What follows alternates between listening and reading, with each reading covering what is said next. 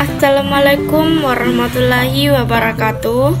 Halo bidan-bidan cantik, perkenalkan nama saya Delvina Yusra, NIM B2206203, kelas 01 Sulawesi Barat, Prodi S1 Kebidanan Universitas Mega Buana Palopo. Di video ini saya akan membahas mengenai tentang konseling persiapan kesehatan calon pengantin sebagai mata kuliah askep pranikah dan prakonsepsi, dosen pengampu Rismawati SST MKes. Simak video sampai selesai ya. Yuk kita bahas terlebih dahulu. Konseling pranikah. Konseling pranikah merupakan suatu proses konseling yang diberikan kepada calon pasangan untuk mengenal, memahami, dan menerima agar mereka siap secara lahir dan batin sebelum memutuskan untuk menempuh suatu perkawinan. Yang kedua, konseling pranikah dikenal sebagai sebutan pendidikan pranikah, konseling edukatif pranikah, terapi pranikah maupun program persiapan pernikahan.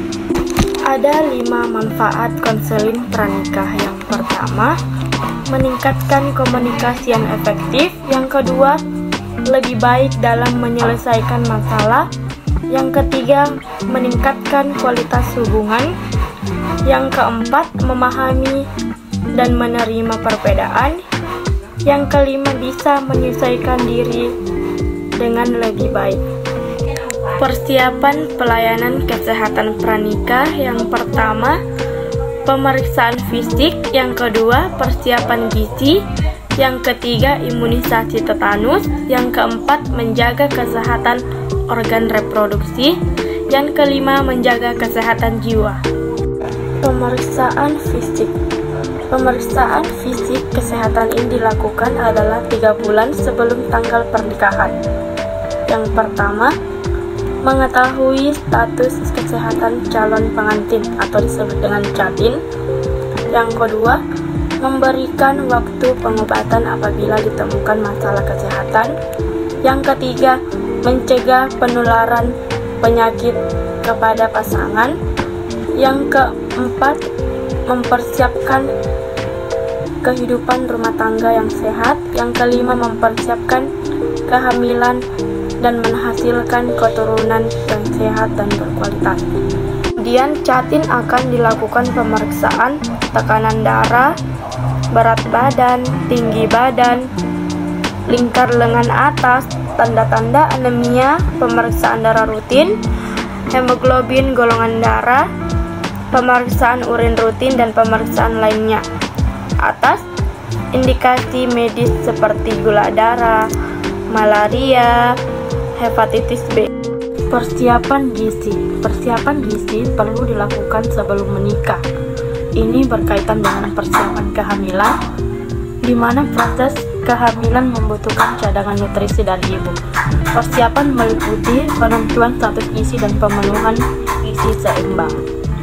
Status gizi ditentukan dengan pengukuran indeks massa tubuh serta pengukuran lingkar lengan atas bagi calon pengantin perempuan. Untuk pengukuran indeks massa tubuh, rumusnya ada pada gambar di atas ya. Kemudian, pemenuhan gizi seimbang calon pengantin, sedangkan lingkar lengan atas normalnya adalah 3,5 cm. Apabila lila calon pengantin kurang dari 23,5, artinya calon pengantin mengalami kurang energi kronik. Calon pengantin perlu mengonsumsi 5 kelompok pangan dengan seimbang. 5 kelompok pangan itu adalah makanan pokok, sayur-sayuran, lauk pauk, buah-buahan, dan minuman. Selain itu, upayakan untuk minum air putih kurang lebih 8 gelas per hari. Hindari terlalu banyak minum kopi atau teh. Imunisasi tetanus. Imunisasi tetanus perlu dilakukan untuk melindungi ibu dan bayi dari penyakit tetanus. Sebelum pemberian tetanus, akan dilakukan training imunisasi tetanus. Apakah sudah mendapat 5 kali imunisasi atau belum? Apabila belum, maka calon pengantin perempuan harus melengkapinya di puskesmas. Menjaga kesehatan organ reproduksi. Yang pertama, usahakan organ kemaluan dalam kondisi kering. Setelah BAB atau BAK, lap dengan menggunakan tisu atau handuk yang lembut, kering dan bersih. Hal ini untuk menghindari timbulnya jamur di area kemaluan.